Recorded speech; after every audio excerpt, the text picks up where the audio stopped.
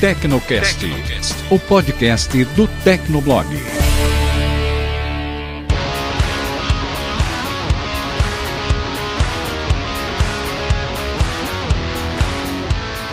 Olá, ouvinte! Seja bem-vindo! Está começando mais um episódio do Tecnocast. Eu sou o Thiago Mobilon. E eu sou o Paulo Riga. No programa de hoje recebemos um convidado, é o Felipe Sotomayor, CEO da Verius. Bem-vindo, Felipe. Tudo bom, Mobilon? Tudo bem, Riga? Obrigado aí por me receber. Hoje a gente vai falar sobre investimentos, né? Esse programa é um oferecimento da Verius e o Felipe está aqui também para ajudar a gente a conversar sobre robôs de investimento. O que são esses robôs? O que eles fazem, né? Começamos depois da caixa postal.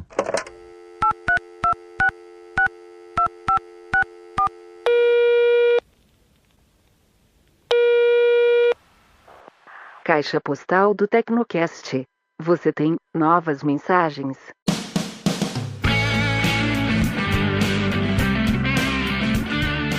Leitura de e-mails do Tecnocast. Se você não quiser acompanhar com a gente, pode pular o episódio para 19 minutos e 5 segundos. Então vamos lá, Riga. Qual que é a primeira mensagem de hoje aí? A primeira mensagem, olha só, a primeira mensagem é de um cara anônimo, ele pediu pra não revelar o nome. A gente sabe qual é, mas a gente não pode revelar, é estranho isso, né? É que na verdade ele falou umas coisas, eu acho que é por isso que ele não quer que seja identificado, mas se a pessoa estiver ouvindo, ela vai entender que é pra ela.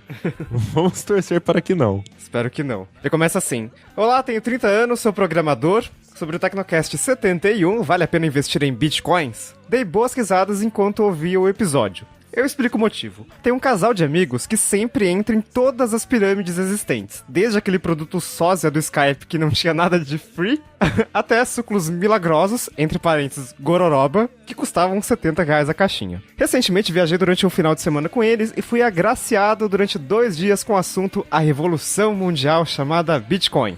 Oh boy. É impressionante como eles falavam sobre o Bitcoin com a mesma paixão e convicção de quanto tentavam me colocar em pirâmides financeiras. Eles têm certeza de que a moeda tradicional vai deixar de existir em pouco tempo. E o rapaz está tentando convencer o pai dele a pagar os funcionários, motoboys, em Bitcoin, como se isso fosse possível. Meu Deus. E como vocês mencionaram, eles não ficam presos ao Bitcoin. Eles têm uma carteira com mais de 20 moedas digitais em que eles investem. O melhor de tudo, ou mais estranho, é que eles são altamente adeptos da cultura e uso recreativo da maconha. E sabendo que eu sou programador, querem criar uma sociedade comigo para desenvolver uma nova moeda virtual utilizada exclusivamente para comercialização da droga. E já criaram até um nome para a moeda: Bitcoin. Bitcoin. Um abraço e continue com o excelente trabalho. Eu não entendi como é que eles vão fazer as pessoas adotarem essa moeda só pra comprar maconha, tipo, você tem que comprar Bitcoin pra daí comprar Bitcoin pra daí comprar maconha, é meio difícil, né? É meio complicado, né? O problema das moedas digitais alternativas é que é muito difícil você achar exchange que você compra direto essas moedas, né, com dinheiro, entre aspas, de verdade, como real, dólar, etc. Então, o caminho normalmente pra você comprar Monero, sei lá, você compra em Bitcoin, né? Então você passa necessariamente pelo Bitcoin e aí você troca por Monero, né? Com os seus Bitcoins. Então é meio complicado essa questão, né? É difícil você conseguir comprar diretamente moedas alternativas. Até Bitcoin é chato de comprar, né? Você paga taxa, você tem que transferir dinheiro pra lá, pra cá. A burocracia também pra se cadastrar, né? Acho que assim, na época do Silk Road, por exemplo, a Bitcoin era super popular, né? Porque o pessoal não entrava lá só pra comprar maconha. Você entrava pra comprar, tipo, umas dorgas muito mais pesadas e, tipo, assassinato, umas coisas muito loucas que vendia. E contas roubadas de Uber, Netflix, etc. Então era tipo assim, valia a pena você fazer essa transação com criptomoeda, que era para você, teoricamente, não ser rastreado, né? Agora, pra comprar uma maconha, cara... Pra que você precisa de moeda, tipo, digital, né? Tipo, você pode comprar com real. Acho que não... tá aí. O real também é uma moeda que não é rastreável, tá, gente? É só você pagar em dinheiro. Ninguém vai saber que foi você que deu aquele dinheiro. É mais Pois fácil. Vamos lá, próximo e-mail aqui do Valmir. Ele não deixou nenhuma informação adicional sobre de onde ele é, o que ele faz. Nossa, parece que a gente tá inventando, né? Tudo. Os nomes, né? Um é anônimo e o outro se chama Valmir e não tem mais nada sobre ele. Eu já sabia mentir direito. O primeiro e-mail, na verdade, eram 2 amigos meus. Esse e-mail aqui foi o que escreveu. Vamos lá. Olá, pessoal. Estou seguindo e gostando muito do podcast. Valeu. Quero fazer um pequeno comentário sobre controle de senhas. Eu uso gerenciamento de senha no Evernote. Gostaria da opinião de vocês. Quero parabenizá-los e desejar... Meu Deus, tá difícil a pronúncia aqui. Quero parabenizar-nos e... Parabéns e sucesso. Xuxa, Sasha, chão sujo. Gente, a gente tá gravando 10h30 da noite, ninguém merece. Vamos lá, Riga, o que você acha de salvar a senha no Evernote? Então, tá, vamos lá. Teoricamente, ele se assemelha a um gerenciador de senhas online, como o OnePassword, que agora tem um serviço lá de sincronização, o LastPass, que também salva na nuvem, porque no final das contas você precisa de uma senha para acessar o seu Evernote, inclusive pode colocar até a autenticação em 2 etapas, e suas notas ficam na nuvem. Tem uma diferença muito importante no caso do Evernote, as informações não são criptografadas, então você pode colocar uma nota lá, e eu não tô falando de algum funcionário, eu vou sacanear esse cara, eu vou ler todas as notas desse cara, porque eles têm muitos usuários. Mas, por exemplo, se acontecer de o Evernote sofrer um ataque hacker e alguém ter acesso aos dados dos servidores, suas notas não estão criptografadas, então vai ser muito fácil pegar essas senhas. Então... é difícil acontecer? Mas pode acontecer. Mas não foi o Evernote que se envolveu numa polêmica recentemente, falando que eles mudaram os termos de uso, falando que eles iam poder acessar o seu conteúdo e depois voltar atrás? Não teve um lance assim também? Sim, de vez em quando algum serviço aleatório, uma rede social, sei lá, faz alguma mudança nos termos de uso e bota um aviso lá, né, e acho que ninguém vai ler, né? Só que sempre tem alguém que lê. E aí, se tiver alguma coisa muito ruim, dá merda. E no caso do Evernote deu merda, porque eles anunciaram lá uma mudança nos termos de uso e basicamente, assim, se você quiser continuar usando o serviço, né, a partir da data X, que é quando vai mudar os termos de uso, então você autoriza os funcionários do Evernote a lerem suas notas. Eles estavam implantando um sistema de aprendizagem de máquina para fazer sugestões de sei lá o quê, e o argumento deles nos termos de uso era que os funcionários humanos do Evernote precisam ver se essa tecnologia está funcionando direito. Então, eles teriam que ver suas notas, ver o resultado do algoritmo pra ver se tá funcionando tudo bem. Pra treinar o algoritmo, né? E isso não foi muito bem aceito. Tanto que, no final das contas, eles acabaram voltando atrás. E até agora, eles falaram que, se a gente resolver implantar isso de novo, a gente vai ser mais transparente e tal. E até agora, não colocaram isso de novo. Mas de qualquer forma, acho que é mais seguro você separar as coisas, né? Usa o Evernote pra fazer suas notas, sei lá, e usa um aplicativo específico pra senhas. Eu não sei, esse negócio de misturar coisas muito importantes dentro do mesmo lugar já me incomoda. Tipo assim, coisa profissional, muito pessoal e profissional dentro do Evernote, já me incomoda, sabe? Uhum. Eu prefiro utilizar alguma outra coisa específica pra notas muito pessoais e outra pra profissional, porque assim... é controle de danos, né, gente? Se acontece de vazar alguma coisa de um lugar, né, pelo menos não vaza tudo da sua vida, vaza só uma parte, sei lá. É aquela questão de segurança versus comodidade. Então, o OnePassword, ele tinha a opção de fazer... ele tem a opção ainda, na verdade, de deixar só o banco de dados local. Então, só você tem acesso no seu computador e é isso aí. Você precisa ter a senha do seu cofre, mas o cofre é local. Aí, eles lançaram aquele serviço de sincronização, que é pago. E eu tenho ciência de que quando eu me inscrevo no serviço de sincronização do OnePassword e minhas senhas estão na nuvem, estão nos servidores do OnePassword, é uma camada de segurança a menos, porque se tiver uma invasão, se tiver força bruta, enfim, teoricamente é mais fácil do que se o arquivo de banco de dados só tivesse no meu computador. Mas a comodidade de sei lá, tô testando um smartphone novo, simplesmente instalar o aplicativo do OnePassword, ele sincroniza todas as minhas senhas, eu aceito correr esse risco, sabe? Então é a questão... mas no caso do Evernote, eu não faria isso. Ele integra com o sistema também, isso que é legal, né? De você conseguir... você não precisa ficar navegando entre notas pra selecionar uma senha, copiar, colar, você aperta só um botão e ele já preenche. Exatamente. E há um tempo atrás, eu até... justo, mas, por exemplo, hoje o LastPass, ele é de graça, inclusive para sincronização entre dispositivos móveis. Antes você tinha que pagar o premium, que era $1, $2 por mês, era barato, mas para algumas pessoas faz falta. Então, mas hoje é de graça, então, sabe, o LastPass é uma opção legal, então vai lá e usa, sabe, testa. problema de gerenciador de senhas, a gente ficou discutindo muito aqui, né? É que quando você cadastra todas as suas senhas no gerenciador de senhas, você não consegue voltar atrás, né? Porque é muito mais cômodo e dá muito trabalho voltar atrás. Outra coisa que joga contra você salvar suas senhas em um arquivo de notas ou qualquer coisa assim, um programinha de salvar notas, é que, por exemplo, mesmo que você ative a autenticação de 2 etapas na interface web, por exemplo, eu nem sei se dá para ativar isso no aplicativo aqui do Mac, mas eu não tenho ativado no aplicativo, só tenho na web. Então, quer dizer, se o meu MacBook for roubado e, sei lá, por algum motivo ele estiver aberto, estiver desbloqueado, ou vamos dizer que o ladrão consiga desbloquear o meu MacBook, por exemplo, ele já vai ter acesso ao meu Evernote, é só abrir o aplicativo, né? Agora, se ele for abrir o OnePassword já pede uma senha. Então, é uma camada extra de segurança, né? Então, tem todos esses detalhes, assim, um aplicativo específico para isso, ele já é construído pensando melhor na parte da segurança do que um aplicativo de notas, né? Seria para outra coisa. Com certeza. E vamos agora pro último e-mail, que é do Marcos Araújo. Na verdade, ele comentou no post do Tecnocast o seguinte: eu achei o evento e as novidades tão xoxas que o ponto alto pra mim foi a conectividade presente no Apple Watch.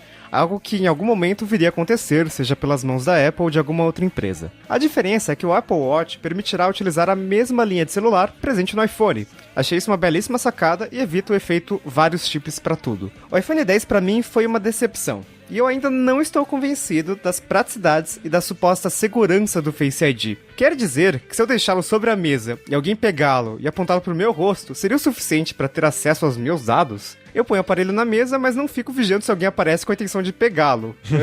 Isso é meio perigoso. Tô imaginando a cena, né? Bom, continuando.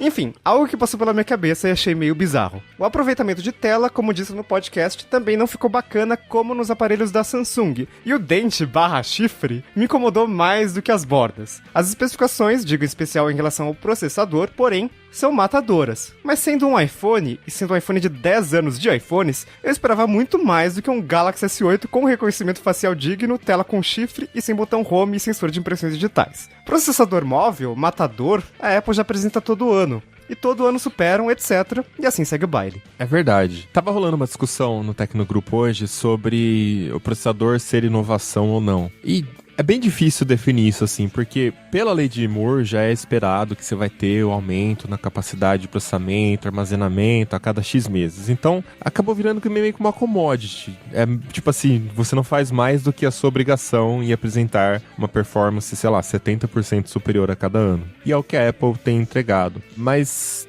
tem novas tecnologias surgindo, né? Então esse processador ele é muito mais eficiente, ele tem 4 núcleos de eficiência, 2 núcleos de performance, então tem umas coisinhas realmente muito legais. E esse processador, aparentemente, ele veio realmente muito mais poderoso, até porque é a primeira vez que você tem uma GPU integrada, desenvolvida pela própria Apple, por conta do lance do AR, né, da realidade aumentada. Então, eu acho que com esse processador, a Apple está introduzindo uma coisa pro futuro, assim, até o The Verge falou isso no review dele, né, do iPhone 8, que você não vai perceber uma puta melhora de performance utilizando o iPhone 8 com relação ao iPhone 7, mas aquele poder tá lá. Tanto que os benchmarks estão saindo já e são impressionantes. Aquele poder tá lá para você usar daqui para frente nos aplicativos que vão começar a sair, né? E realidade aumentada é uma coisa que demanda processamento e bateria, né? Então é uma coisa para se observar também. Só um comentário rápido sobre a conectividade do Apple Watch. O Gear S3 também tem uma versão com LTE e é no mesmo esquema do Apple Watch novo, né? Ele tem um eSIM, não é um chip físico que você coloca no relógio. Seria meio bizarro isso acontecendo, mas já aconteceu uma vez. Enfim, mas é o mesmo esquema, então você tem o mesmo número no relógio e o mesmo número no celular, mas o problema é que as operadoras precisam suportar. A Samsung tentou trazer, mas por uma série de limitações, tanto de órgãos reguladores quanto de operadoras, eles não lançaram a versão com LTE, então só tem o Gear S3 normal. Que é uma pena, nossa, seria... Mano, é muito legal isso. Eu realmente queria um smartwatch com eSIM funcionando no Brasil, na minha operadora, com o meu número de celular, pra eu não me preocupar em levar o smartphone pra todo lugar, sabe? Então, é uma coisa que eu fiquei na dúvida. Dá pra ativar o Apple Watch se você não tem um iPhone? Ou você precisa do iPhone? Boa pergunta. Porque assim, antigamente, né, você vai vendo sempre que tem um dispositivo novo chegando, a gente precisa do anterior para ativar o novo, né? Tipo, os iPhones com os MacBooks. Depois o iPhone ficou independente. Aí chega o Watch com o iPhone. E aí De repente, será que ele tá ficando completamente independente e você não vai mais precisar, de fato, ter um iPhone? Ah, não.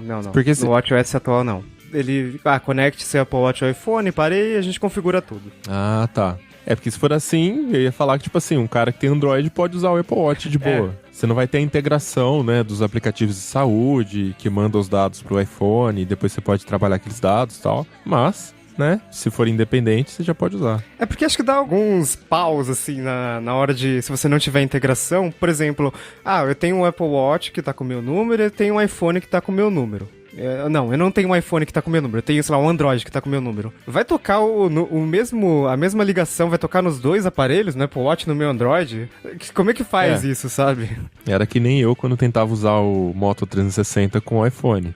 Nossa. Não era perfeito, a notificação apitava nos dois o tempo todo e não tinha como desabilitar, né? E quando era com Android, eu desabilitava o smartphone e ficava só no smartwatch. Mas enfim, se alguém quiser, né? E, eu queria fazer um comentário também sobre o processador. Eu também vi essa discussão no Tecnogrupo. E assim, faz um tempinho que a Apple é a melhor...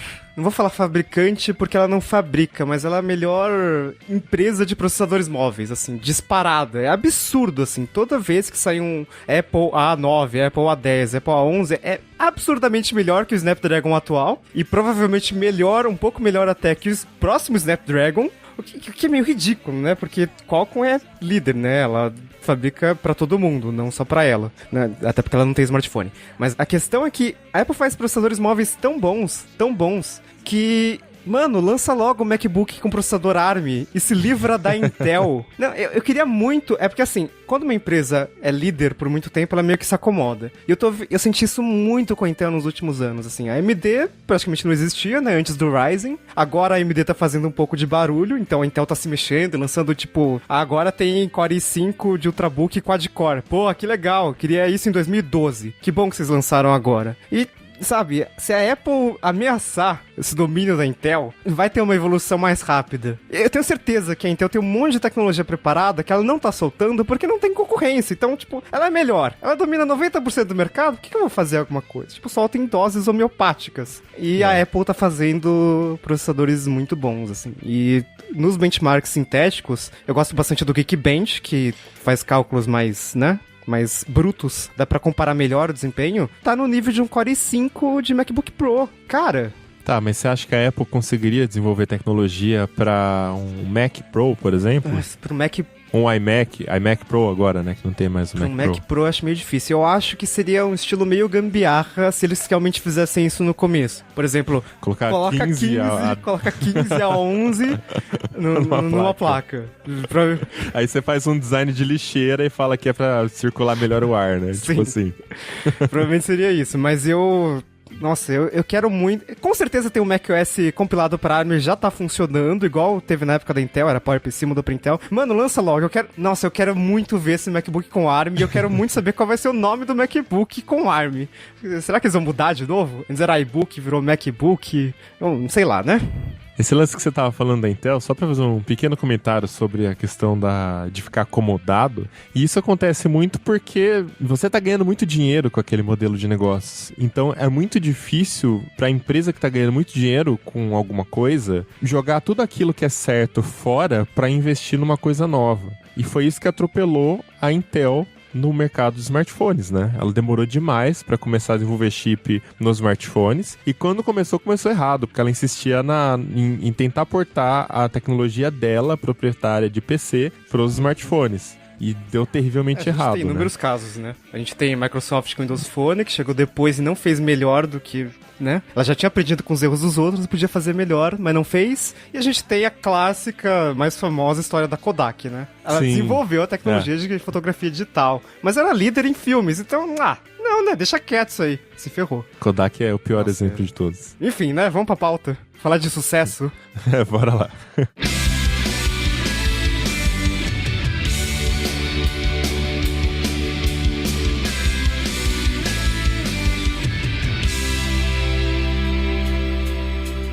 Bom, vamos lá então, gente.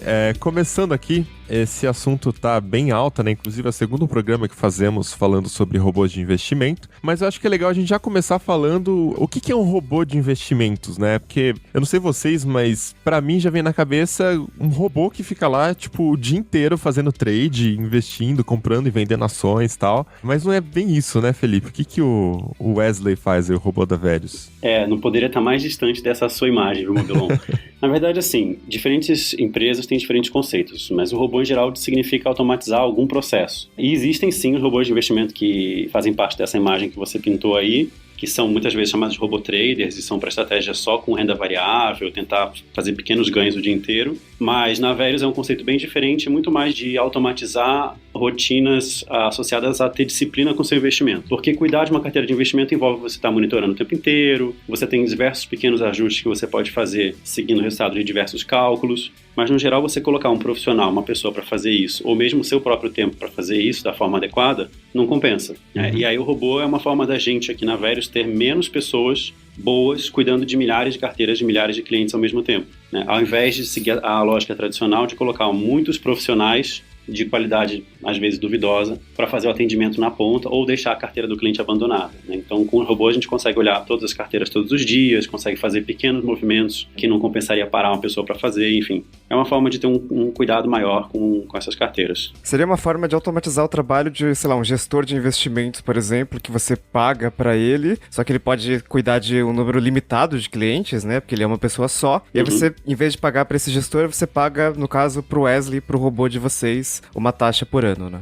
Exatamente. O gestor de investimentos, quem que ele atende tradicionalmente? Ou um cliente de muita alta renda, que compensa para o gestor trabalhar para esse cliente, ou ele monta os produtos como os fundos. E aí o fundo ele transforma milhares de clientes num fundo só e cuida daquele fundo. Mas aí o problema é que ele perde o foco de realmente de quem é esse cliente, qual é a necessidade dele, você perde a customização e você passa a ser só mais um comprador de um produto, né? Então, o uso do robô permite que a gente faça ajustes personalizados na conta de cada cliente, seguindo, obviamente, uma estratégia central da empresa e consiga olhar todas essas contas, ainda que o cliente não tenha milhões de reais na conta, né? Hoje a gente começa a partir de 12 mil reais e tem até mesmo algumas oportunidades de entrada com menos. Tá, mas quando a gente fala de automatizar o trabalho de um gestor, a gente tá falando daquele trabalho que é o repetitivo, diário, né? De ficar fazendo as movimentações, de pegar a carteira do cliente e calcular como é que tá ali a divisão do portfólio, quanto que tem em cada ativo, quanto que deveria ter, né? Sim, uma grande parte é isso. E a parte estratégica de definir onde que vai ser investido, qual que é a melhor quantidade, porcentagem de investimento para alocar na carteira, em cada ativo, aí vocês fazem essa parte, o robô não faz isso ainda. Uma parte disso que você falou, ele faz. O que acontece? Tem várias funções diferentes e hoje aqui, por exemplo, são 18 robôs diferentes, com funções diferentes. Desde coisas internas, que são alguns que só monitoram as contas e avisam pra gente quando alguma coisa está diferente do esperado, até o robô que movimenta a conta dos clientes. Então, você tem, por exemplo, na definição do que vai nessa carteira, não é função do robô. Isso é feito pelo time da Verius mesmo, com base numa seleção, tem um critério do porquê que esses produtos entraram e tudo mais. Agora, calcular a quantidade de cada um, para esse cálculo a gente olha dados acumulados, dados diários dos últimos 14 anos. E a gente recalcula isso a cada 45 dias. Então, aí entra um robô que é como se fosse, nesse caso, uma grande calculadora. Ah, tá, entendi. Tá? Uhum. E aí a gente cria, com o resultado desses cálculos, as 5 carteiras, ou atualiza, né, no caso. E depois tem um robô que fica para cada conta de cada cliente, todo dia olhando, comparando a carteira do cliente hoje com o alvo de como ele deveria estar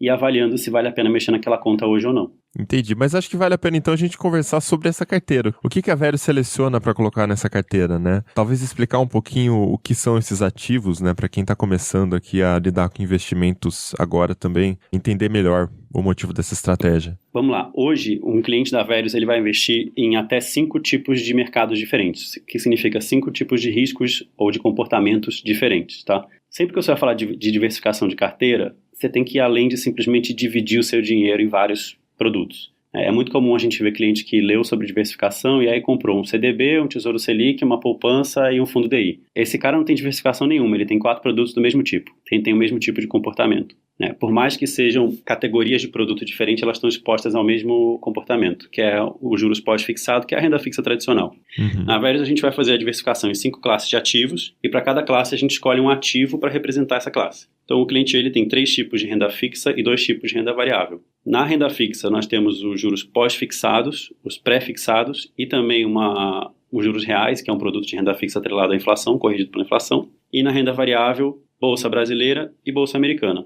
Através das ETFs, no caso, né? É isso aí, é o que eu ia falar. Dentro de cada uma dessas categorias, aí a gente, na renda fixa, escolheu produtos do Tesouro Direto. Então, você tem o Tesouro Selic, o pré-fixado e o IPCA. E na renda variável, nós estamos usando um ETF de Bolsa Brasil, que não é pelo Bovespa, é pelo IBRX50. Então, é uma posição nas 50 maiores empresas da Bolsa Brasileira. Uhum. E na Bolsa Americana, um ETF de S&P 500 com exposição também ao câmbio. Então, são as 500 maiores empresas das bolsas americanas e a exposição também à variação do dólar versus ao real. Tá, então quando você compra essa ETF americana, ela é negociada aqui no Brasil, só que na verdade o dinheiro vai lá para fora para investir nas empresas, né, que ela representa. Ela então, é um produto espelho, Neste caso, como o dinheiro vai ser convertido para dólar, quem está comprando esse ETF automaticamente está investindo na evolução das empresas e também na variação do dólar, é isso, né? O seu dinheiro não vai direto lá para fora para uma conversão, você não precisa abrir conta no exterior, nada disso. É um produto no Brasil que espelha o rendimento do S&P 500 lá fora. E aí tem todo um mecanismo, os próprios ETFs têm um mecanismo que garante que o produto segue o índice. Eu não sei também se vocês querem aprofundar nisso, que o papo vai ficando técnico. Talvez... sim. Só para o ouvinte entender o que significa estar exposto ao mesmo tempo a dólar e a empresa, né, porque investe nessa ETF americana. O importante para o investidor, para o cliente, é que o comportamento do produto que ele comprou vai também sofrer a variação do dólar. Tá. Entendeu? Ainda que esteja aqui no Brasil o dinheiro. E só para deixar claro, esse índice SP500, ele inclui algumas empresas meio conhecidas do pessoal aqui, que, por exemplo, Apple, Google, enfim, tem várias empresas de tecnologia no meio desse índice, né? Sim, tem diversas. Tem gente que gosta de falar especificamente das empresas e tal, mas você imagina as 500 maiores empresas americanas, tem muitas que a gente conhece. E essas de tecnologia, hoje em dia, estão entre as maiores do mundo, né? Então elas com certeza estão dentro do bolo. I'm back. Antes de continuar, queria dar um disclaimer, acho que falando por mim, né, tanto eu quanto o Mobilon já gravou um Tecnocast sobre robôs investidores. Eu sou um cliente atual da Verius e eu tô na carteira 5, que é a mais agressiva de todas e tem mais exposição em renda variável e em ações. Mas mesmo assim é uma carteira que, por exemplo, agora eu tô com exatamente 20% de ações. Então dá pra dizer que é uma carteira bastante conservador, assim, porque 42% é o Tesouro Selic, que é o investimento, assim, talvez mais seguro para quem tá começando, né? Por que dessa opção de ter investimentos tão conservadores, assim? Será que eu sou agressivo demais para vocês? Riga é vida louca. Espírito jovem, né?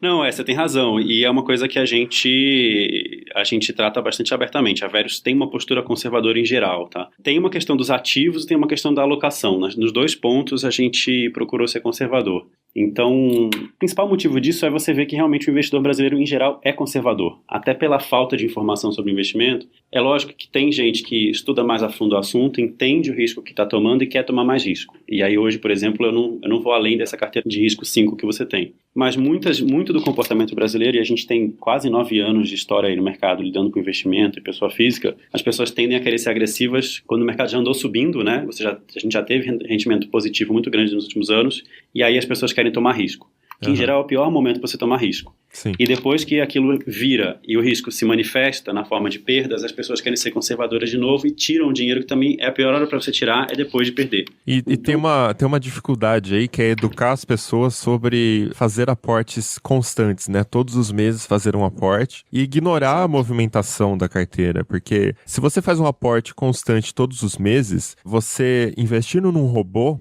como é o caso da Verius, o próprio robô vai colocar o seu dinheiro naquele ativo que está mais distanciado da meta dele, né? Sim. Então, na prática, o que você está fazendo é colocando o seu dinheiro sempre no ativo que está mais desvalorizado. Ou tá mais barato, né? Tá na promoção.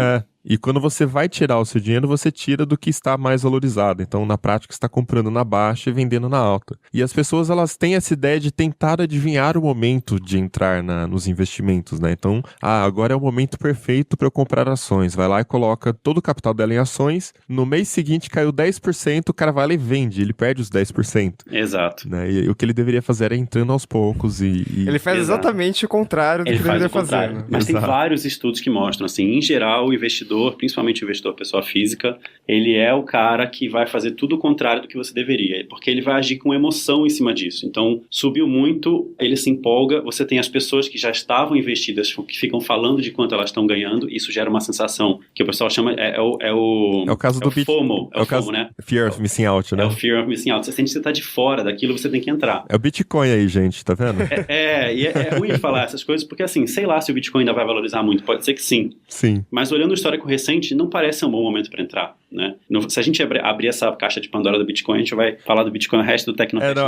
A gente fez um programa, o 71, né, Riga? Sim. Que a gente explicou certinho já a questão do Bitcoin. Então, o pessoal, é só voltar lá e ouvir que vocês vão entender. Bacana. O pessoal que gosta de Bitcoin ficou puto. Enfim, ouçam lá. Vale a pena. Mas, Riga, só te respondendo, então assim, eu cogito sim ter algumas carteiras mais agressivas e você, de repente, pode ser um dos primeiros a pegar quando a gente abrir isso. Olha aí. Mas nunca como um padrão da Velho. Sempre eu vou tentar fazer recomendações mais conservadoras. E aí, se o cliente quiser mudar para uma mais agressiva, tentar dar os avisos, né? Então, uma coisa que eu enxergo já visualizo isso, já tem estudo aqui dentro, seria, por exemplo, colocar o cliente na carteira 3 ou 4 e ele querer subir para uma carteira 7 ou 8 ou 9, que hoje não existe. Eu dar um aviso do tipo, olha, tem certeza? Essa carteira, numa crise de 2008, teria perdido X% do patrimônio. Você ficaria confortável? Para dimensionar, porque essa coisa de carteira numerada também, isso foi uma coisa que parece bobo, mas a gente discutiu muito. O que significa 1, 2, 3, 4, 5? Nada, né? Então o cara não tem dimensão nenhuma de qual que é o risco disso na prática. É papel nosso segurar para não ser um risco maior do que o adequado. E aí dá esses números do tipo, olha, em 2008 teria perdido tanto, ou numa crise, enfim, com tais acontecimentos poderia perder tanto, ajuda a dimensionar. Que é uma forma de exemplificar com dados reais aquelas perguntas que, enfim, sempre que você começa um investimento, faz um cadastro numa corretora, coisas assim, eles têm uma pergunta que é, você tem 10 mil reais em investimentos e em um dia eles caíram 15%, o que você faz, né? Você mantém, você tira ou você aplica mais? Sim. É basicamente uma forma de mostrar o que pode acontecer nessa carteira, né? Exato, e mesmo essa pergunta ela não é ideal, porque 10 mil reais para mim é uma coisa, para você pode ser outra, entendeu? Então, às vezes, para uma pessoa que tem 10 ou 15 mil reais guardados, essa pergunta de perder 15% de 10 mil é assustadora. Um cara que tem 800 mil, isso não faz a menor diferença. Então, e sem falar que é irracional, né? A pessoa muitas vezes sabe a resposta correta da pergunta. Sim, a resposta correta é a racional, né? Mas o que ele realmente vai fazer naquele momento talvez não seja. Muitas vezes vai ser guiado pela emoção, exatamente. I'm back. Bom, já que você falou essa questão, então, de criar carteiras mais agressivas, é uma coisa que eu até queria te perguntar. Eu não sou muito fã de ETFs, no geral, assim, porque, primeiro, eles são montados por empresas, às vezes, que têm uma estratégia diferente da minha, vamos dizer assim, e essa métrica de, 50 maiores empresas, às vezes pode filtrar, colocar ali no meio empresas que eu não considero ideais. Sei lá, uma empresa que tem muita dívida e que é grande porque tá sempre queimando caixa, fazendo dívida para ficar maior, enfim. Eu sei que vocês usam as ETFs porque é muito mais barato você ter ETF na carteira, porque você compra um monte de empresas pelo custo de estar comprando uma só, né? Uma operação só que você está fazendo ali. Mas vocês não cogitam, por exemplo, criar no futuro um fundo Verius, vamos dizer assim, de ações, onde vocês selecionam as empresas que vão entrar ali e mantém uma seleção apenas de empresas que vocês consideram que são as melhores dentro da filosofia da Verius? Não acharia isso interessante? Talvez, a minha tendência é responder não, na verdade, Mobilon, mas assim, eu talvez poderia colocar um fundo de alguma outra empresa que fosse especializada em fazer essa análise. Né? Eu não pretendo, por exemplo, ter aqui um departamento de análise que vai ficar entrando a fundo em cada uma dessas empresas para escolher, até porque tem também diversos estudos que mostram que, em geral, o custo de fazer isso não compensa o resultado. Então você pega assim, de cada... E no Brasil o mercado é muito pequeno, né? Falar de cada 10 mil gestores, mas no Brasil você só tem 15 mil fundos, né? E não são todos de ações. Então, mas de cada milhares de gestores que você tem, um percentual muito pequeno vai conseguir bater o índice de forma consistente ano após ano. Então você acaba botando um fator de incerteza maior, e aí você sempre tem todo ano os vencedores, esse ano esses fundos são os que renderam mais, e sai o ranking, etc. O cara vai fazer capa da revista, enfim, semanal e tal. Mas no final, quando você olha 5 anos depois, aquele fundo já ninguém fala mais dele, não é mais um produto adequado, e quem entrou depois daquele ranking se deu mal. Então, eu vejo muita gente que seria melhor que eu para esse trabalho, que tem muito mais tempo do que eu para esse trabalho, e não consegue entregar resultado. Eu não tenho tanta pretensão de criar o fundo Verius para ações, mas, principalmente na Bolsa Brasileira, eu já ouvi a crítica e aceito a crítica de que a Bolsa Brasileira ela é ineficiente. Né? Ela tem alguns gigantes ineficientes, que poderiam, por exemplo, ser excluídos. Então, às vezes, você ter, ao invés de um fundo ativo, que é um fundo caro, poderia ter um ETF com algum filtro, algumas coisas. O pessoal chama isso... No mercado, o pessoal chama de alfa quando você está tentando ganhar do índice, de beta quando você está acompanhando o índice, e tem um conceito lá fora, aqui no Brasil quase não se fala disso muito, mas de smart beta, que é uma carteira que também é uma estratégia pré-definida, não é uma pessoa tomando a decisão todo dia, é uma estratégia pré-definida, pode ser revisada, mas ela é automática também, e ela tenta filtrar algumas imperfeições do índice. Então, se surgisse um fundo como esse, que também tivesse taxa baixa, etc, liquidez, alguns requisitos que a gente considera também na hora de escolher o produto, eu estaria, assim, bastante tentado a incluir. Isso, por exemplo, ao contrário de um fundo ativo, esse seria um produto que eu correria para olhar, para eventualmente colocar na carteira da Veges. Entendi. Entendeu? E eu tô perguntando isso justamente porque a gente tá falando agora de começar a aumentar risco, né? Tem bastante gente falando disso, pessoal que investe. A queda da Selic. Exatamente, a queda da Selic agora caiu 1 ponto, né? Percentual, e expectativa já diz que do mercado que pode cair para baixo de 7 até o final do ano, né? De 7% ao ano a Selic. Então já começa a ficar bem baixo, apesar do juro aí ainda tá bom, né? O nominal, porque a inflação tá muito baixa, mas ainda assim é um número que tá baixando muito. Então o pessoal já começa a falar de outros produtos também, tipo o CDB com 120% do CDI, ou um LCI que não tem imposto de renda. Então eu queria entender até por que vocês não incluem esses produtos, né? E qual é a visão de vocês, né? Quando vocês falam que são muito conservadores, por que esses produtos acabam caindo na filtragem aí? Tá, vamos lá. Acho que tem mais de um tema aí nessa pergunta, né? Uma questão da queda da taxa de juros, daqui para frente ela tende a diminuir a rentabilidade nominal de todos esses produtos juntos. Tesouro Selic, CDB, LCI, LCA, porque eles são todos atrelados à Selic, é um percentual do CDI. Tá? Aí eu volto neles daqui a pouco, vou focar na queda da taxa de juros primeiro. Outra coisa que ela costuma fazer é, conforme cai a taxa de juros, você tende a ter um movimento de dinheiro em direção a ativos de renda variável. E você tem também os produtos que estavam pré-fixados com uma taxa maior, tendem a se valorizar. Então você tende a ter renda variável e pré-fixados tendo um ganho de curto prazo quando esse movimento acontece, para depois o ganho dali em diante, para quem entrar dali em diante, vai ter um ganho alinhado à nova taxa de juros da economia. Tá? Então não adianta querer também comprar pré-fixado depois que a taxa de juros caiu, ou quando todo mundo começa a falar que o Copom vai cortar a Selic. Porque a queda da Selic, a Selic é uma meta, mas o impacto dela nos investimentos não acontece quando a meta muda. Ele vem acontecendo conforme o mercado espera que a meta mude. Então, conforme o mercado vai esperando que a Selic caia, ele vai precificando os ativos futuros de acordo com essa queda. Quando cortou o juro, já estava precificado. A maior parte está precificado. Então, somente aqueles dissidentes que achavam que não ia cair tanto, enfim, esses são os que vão fazer um ajuste de última hora. Mas a maioria do mercado, o preço já está estabelecido.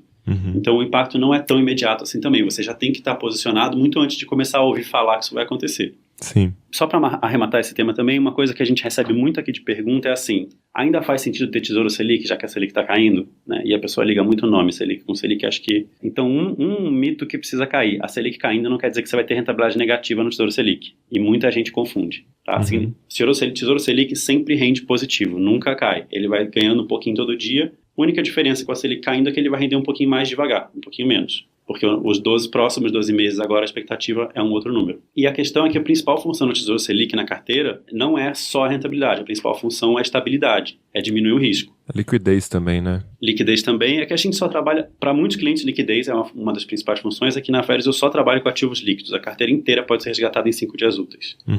Tá, agora...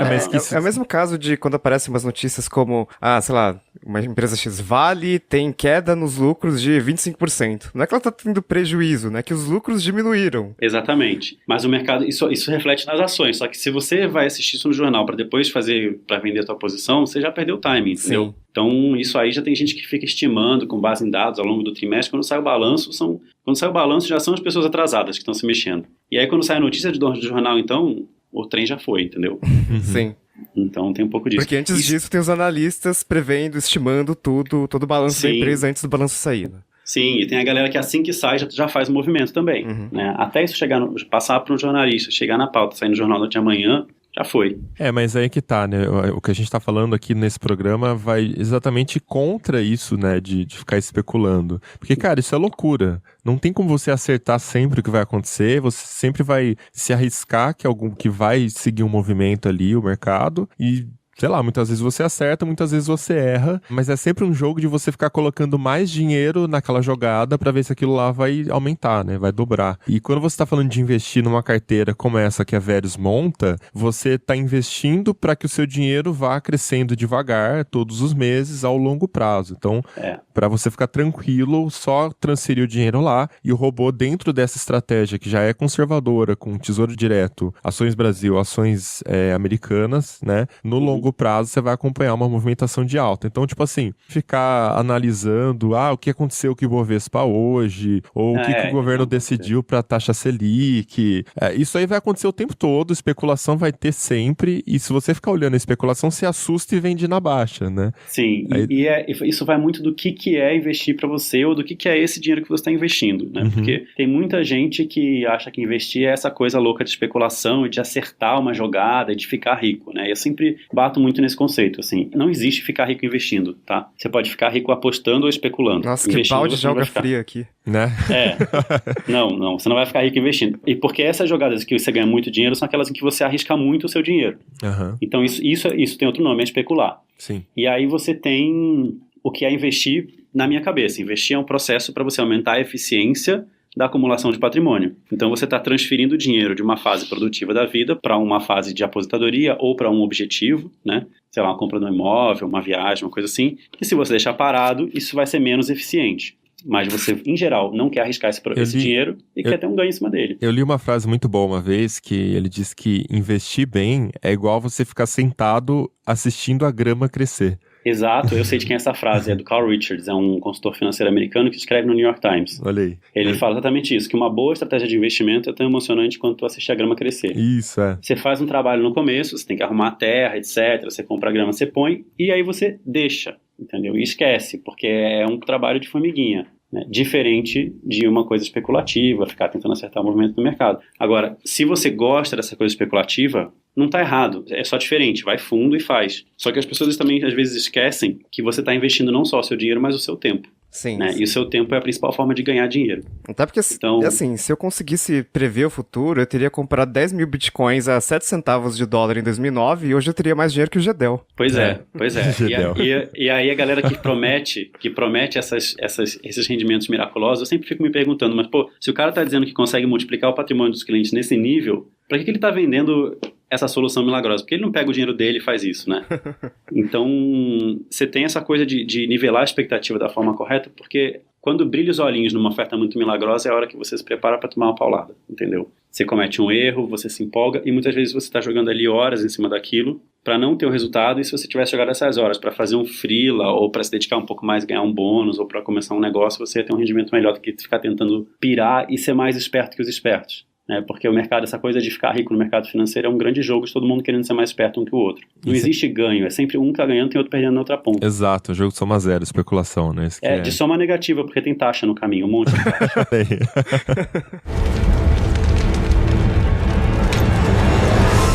I'm back. Bom, só para voltar aqui então, mais a questão do CDB, CDI.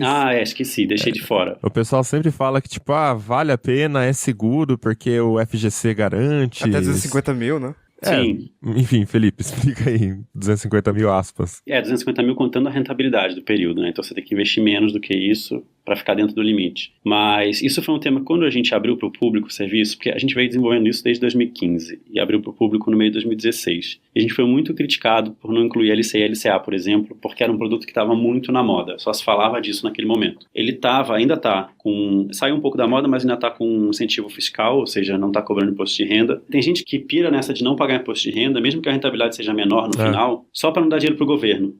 Tem os casos extremos também, né? Do tipo, eu tive um colega que, eu não vou investir em tesouro Selic, vou deixar na poupança, porque a poupança é isenta de IR.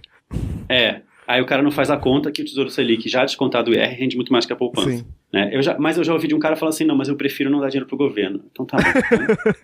Eu tiro do meu bolso, mas eu não dou pro governo. Exatamente, eu pago a conta, né? Exatamente, eu perco dinheiro para não botar na mão do governo, mas aí é a escolha pessoal dele. Mas enfim, por que a gente não inclui esses produtos? Tem uma série de motivos, né? E acho que vou tentar resumir ou só tocar nos principais, assim. A primeira questão é que existe uma questão de risco assimétrico. Tá? o tanto de risco a mais que esse ativo tem é muito maior do que o tanto de rentabilidade a mais que ele põe. Então, sim, em geral, CDBs, LCIs, LCAs de instituições pequenas, de segunda linha, segunda, terceira, quarta linha, vão ter uma rentabilidade melhor do que, por exemplo, um Tesouro Selic, né? Porque eles trazem um risco a mais e você está sendo remunerado por esse risco. Não existe... Que é o caso do banco quebrar e não ter o dinheiro para te pagar, né? Exatamente. Né? Então, assim, não existe retorno sem risco. As pessoas também falam isso, quero uma rentabilidade alta, sem risco, etc. Você está sendo... A rentabilidade não é um presente, ninguém te dá nada de graça. Uhum. A rentabilidade é uma remuneração por ou você ficar com seu dinheiro indisponível, travado, ou pelo risco que você está correndo. Em geral, as duas coisas juntas. Tá? Então, assim, nesse caso, é um retorno um pouquinho a mais por um risco que pode ser muito maior. Existe o FGC, eu vou entrar nisso. Mas só para as pessoas entenderem também por que esses que pagam mais necessariamente são os piores, né? Por que você está falando isso? Como é que você pode saber disso? CDB, LCA e LCA são produtos em que você empresta seu dinheiro para o banco. Vamos supor que todos os bancos ofereçam a mesma rentabilidade. Para quem você vai emprestar? Para os maiores, né? Automaticamente para os maiores, porque você tem a percepção de que são os mais sólidos. Então você vai emprestar o Banco do Brasil, Caixa, Itaú, Bradesco, etc. Esses bancos, em geral, nesses produtos, vão oferecer uma rentabilidade bem baixa, justamente porque tem mais gente disposta a pôr dinheiro lá. Aí os bancos menores, em que você não confiaria o seu dinheiro, vão e oferecem um pouco mais. Aí vai 100% do CDI, 105%, 110%, etc. Para que eles fazem isso? Como forma de atrair a atenção do investidor. E aí muitas vezes você vai investir numa instituição que você nunca ouviu falar, só porque a rentabilidade é um pouco maior, e para te tranquilizar, um vendedor vai te dizer que tem a garantia da FGC. Outro ponto, antes de chegar na FGC, a liquidez, lembrando que eu estou tentando responder por que esses produtos não estão na nossa carteira, né? Mas a liquidez fica comprometida. O que é liquidez? A capacidade de você resgatar o seu dinheiro a qualquer tempo sem ter um prejuízo. Eu falei que tinha 8 anos de mercado e que essa solução tem 1 ano e pouco. O que eu fazia antes? Trabalhava com fundos de investimento, ajudando as pessoas a escolherem e alocarem dinheiro em fundos de várias instituições, como um assessor independente. Eu cansei de trabalhar com fundo que tinha prazo de resgate em 30 dias, 60 dias, 90 dias. Quando você explica o porquê, e existe um porquê, um racional desses prazos, para não prejudicar quem fica no fundo, o cliente entende, topa e vai fundo. Mas na hora que ele pede o dinheiro, ele sempre esquece de fazer a conta de quantos dias esse dinheiro vai demorar para cair. E aí o cara te manda um e-mail, te liga e fala, eu preciso do dinheiro de volta essa semana. Você fala, não, mas esse fundo é de 90, o dinheiro vai sair daqui a 90 dias. Cara, para a pessoa que investiu, isso é uma bomba muitas vezes, essa notícia, entendeu? Uhum. E aí muitas vezes você vai ter saídas mais rápidas, que o cara pode abrir mão de um pedaço do dinheiro para tirar mais rápido, enfim, é prejuízo. Então a liquidez também é uma coisa importante, porque imprevistos acontecem, a maioria das pessoas não se planeja com dinheiro, enfim, é importante o dinheiro estar ali. E uma coisa, principalmente da LCI e LCA, não conta tanto para o CDB, que me preocupa é a precificação. Por que eu falo que o risco é assimétrico em relação ao ganho? A LCA e LCA tem incentivo fiscal, não paga IR, mas é só para a pessoa física esse incentivo. Uhum. Então é um mercado que numa ponta vendedora você tem só instituição financeira que faz a conta, que é esperta, que sabe o que está fazendo, e na outra ponta você tem só pessoa física comprando. Não tem nenhum institucional comprando LCA e LCA. Então, não tem nenhum incentivo para eles colocarem um preço justo nesse produto. Se o risco dele deveria te dar um retorno de 130 do CDI, ele vai lá e coloca 105 e vende. Pronto. Entendeu? E as pessoas compram porque 105 é mais do que o Tesouro Selic, e acham que está valendo a pena. E por que as pessoas vendem? Por que as pessoas compram? Não é nem porque rende mais, é porque um vendedor na ponta fala para ela comprar. É um vendedor que fala que CDB não tem taxa, que LCI não tem taxa, que são também duas mentiras, duas falácias. Né? Não tem taxa de administração, a taxa tradicional, mas tem o spread. Justamente, muitas vezes esse banco de segunda linha emitiu essa LCI a 130 do CDI, porque o outro banco que vai fazer a distribuição sabe que tem que ser nesse preço para valer a pena. Uhum. O banco compra a 130 e te repassa a 105. Você acabou de pagar uma taxa enorme sem ver. Comprou um negócio sem taxa. Só que o cara que te vende na ponta também recebe uma remuneração grande, e é curioso o negócio, é na cabeça. No mercado a gente chama de na cabeça quando o pagamento da remuneração é à vista. Então, quando ele te vende, ele tem uma remuneração grande, e não importa quanto tempo você fique no produto, se você vai ficar satisfeito ou não, se vai render bem ou não, não importa. O que é diferente da maioria dos produtos. Quando você fala de fundos ou da forma como a Verius trabalha, você tem uma remuneração que pinga um pouquinho todo mês, bem menor, mas é um pouquinho todo mês. Qual que é o meu incentivo? O meu cliente tem que continuar satisfeito. Se esse meu produto começar a não funcionar, ou não ser bom, ou não atender o cliente vai embora, eu deixo de receber. Quando o cara te vende uma LCI, pouco importa se aquilo vai render bem ou se não vai, se vai ter um calote se não vai, se vai ter correto atrás do FGC ou se não vai. Entendi. Aí, do ponto de vista operacional, é do interesse da Verius que o cliente continue utilizando o produto, né? Sim. Na prática, o cliente te paga como se fosse uma mensalidade para você fazer a gestão da carteira dele, que é descontado ali dos rendimentos, né? Isso. E no caso da LC e LCA, o banco recebe à vista e aí tanto faz se o cliente vai, né, ter um resultado bom ou não. Exato, né? E uma coisa que é mais conceitual, assim, quando você fala de investimento, você tem que sempre achar um equilíbrio. O que as pessoas querem? Liquidez, rentabilidade e segurança. São os 3 objetivos principais. Ô Felipe, mas assim, isso é um pouco do que aconteceu na crise americana também, né?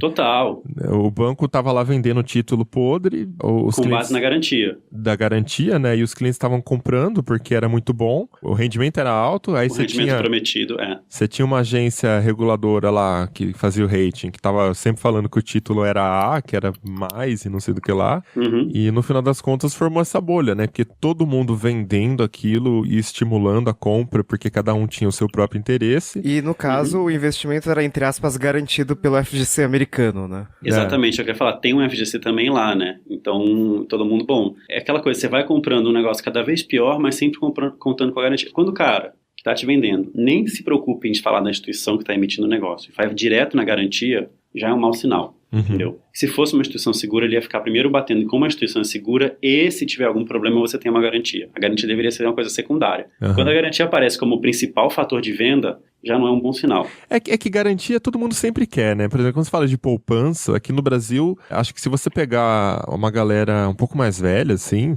sempre vai ter aquele fantasma de poupança não é seguro, porque olha o que aconteceu no governo Collor e tal. Meu pai sempre fala isso, até hoje, você fala de deixar dinheiro parado, ele falou, mas é seguro? Não tem perigo de alguém roubar o seu dinheiro?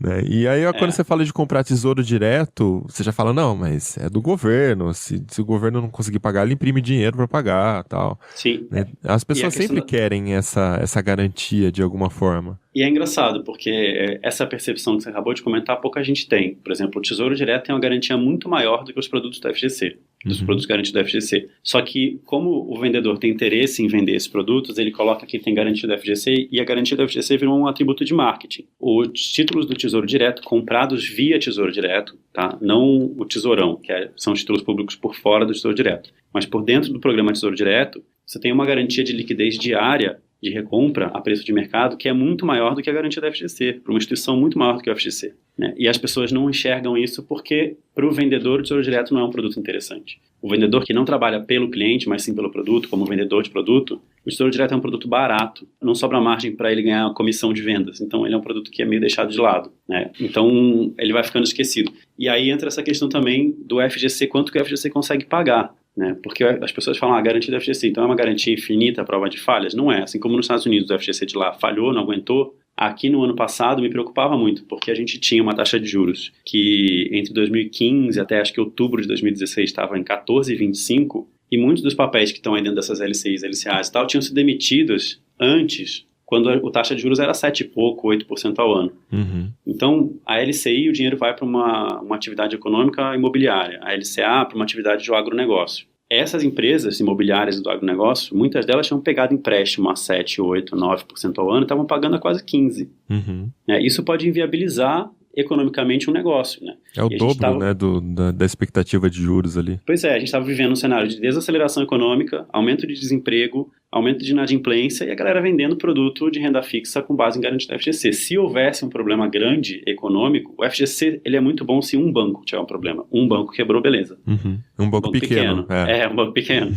Agora, tem uma situação econômica, como a que a gente estava vivendo, esse risco era maior. Agora que a taxa de juros está caindo, a Selic está caindo, essa ameaça, esse fantasma do FGC não aguentar vai ficando cada vez mais improvável, mas ainda assim, se você for olhar, por exemplo, em março desse ano saiu uma matéria no Valor Econômico falando que os bancos têm mais de 10 bilhões de reais em imóveis retomados. O que significa isso? Imóveis que foram financiados por pessoas que depois não conseguiram pagar e o banco foi lá e tomou o imóvel. E esse é tipo um estoque acumulado recorde assim, no Brasil de valor imobiliário parado. Isso é um sinal da inadimplência, da incapacidade de pagamento que muitas vezes pode acabar chegando nas LCIs, entendeu? E os bancos precisam botar esses imóveis de volta no mercado.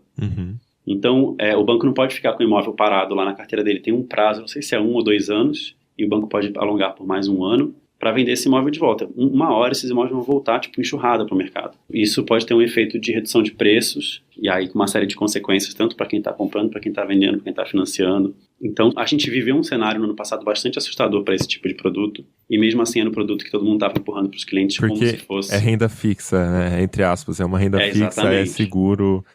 A galera tem que se conscientizar que por trás de todo produto existe uma operação ali, né? Um modo de funcionamento. Então, o dinheiro não surge do nada. quando você fala que é renda fixa, o dinheiro não tá caindo do céu pingando automaticamente na sua conta, ele vem de algum lugar. Exato. E pro dinheiro sair de algum lugar, tem que ter alguma atividade ali que esteja gerando lucro, gerando a renda ali para pagar quem tá financiando, né? Então, sempre tem um risco envolvido. E na renda fixa você não enxerga esse risco, porque na renda variável esse risco é precificado todo dia, então os valores sobem e descem com frequência, você consegue acompanhar, e aí você consegue quantificar. Na renda fixa, ele é um contrato que uma parte se compromete a pagar aquele retorno todo mês ou todo ano, enfim, daquele jeito. Você só vai ver o problema na hora que ele for irreversível, ou seja, a hora que o cara virar e falar, eu não aguento mais pagar, calote, aí agora o seu papel não vale nada, entendeu? É o valor residual. E é por isso também que eu acredito muito assim, renda fixa não é o lugar de maximizar a rentabilidade.